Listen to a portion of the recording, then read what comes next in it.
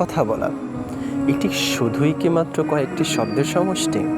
না, এটি যে একটি ভয়ঙ্কর মিসাইলের মতো, যেটা নিমেষেই ছিন্ন ভিন্ন করে দিতে পারে একজন মানুষের হৃদয়কে।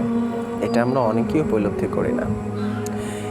কথা দ্বারা আঘাত দেওয়া, যেটা যে কোনো শারীরিক আঘাতের চাইতে হাজার গুণ বেশি যন্ত্রণাদায়ক, বেশি কষ্টকর।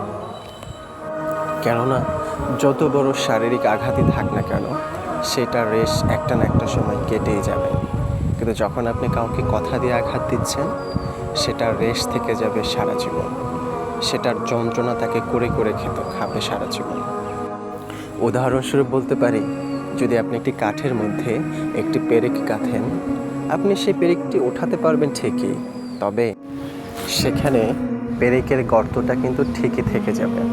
তা অবশ্যই কথা বলার আগে আমাকে বুঝতে হবে কখন, কোথায়, কিভাবে কথা বলতে হবে, অন্যথায় চুপ থাকা উচিত।